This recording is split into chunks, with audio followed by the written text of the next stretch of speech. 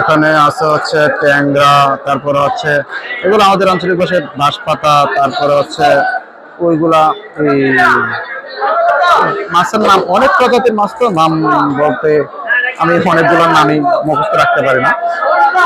আমাদের বাসায় এগুলাকে ফুগা মাছ বলে, ওই যে মাছটাকে।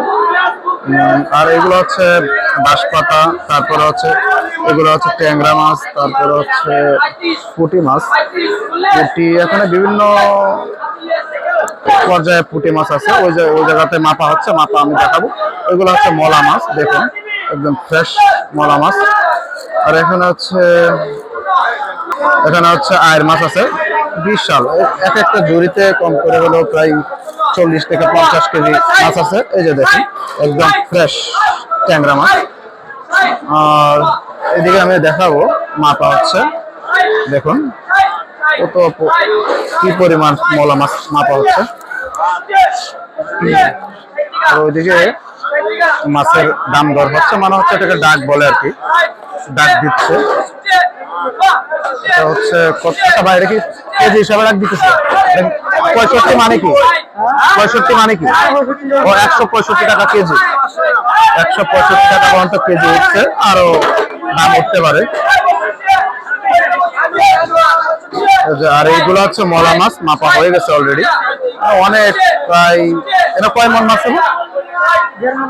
1.5 মন, 70 কেজি, তার মানে হচ্ছে প্রায় 2 মনের মতো। 2 মন মাছ কিন্তু কম না, একটা ঝুড়িতে অনেক মাছ কাটে। আমি ভাবছিলাম 40-50 কেজি হবে, কিন্তু না, যা দেখলাম এখানে অনেক মাছ হয়। ওই পুঁটি মাছগুলো হচ্ছে 160 টাকা কেজি বিক্রি হয়েছে, পার কেজি 160 টাকা।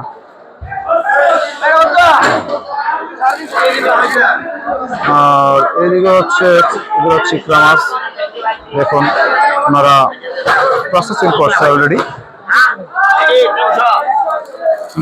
দেখুন। এখন এই যে পুঁটি মাছগুলো দেখুন, ওই যে মাছটা 160 টাকা কেজি বিক্রি হয়েছে, এটা 5 কেজি হিসাবে মাপা হচ্ছে। 5 কেজি না, সরি 10 কেজি, 10 কেজি হিসাবে মাপা হচ্ছে, মাপতেছেন।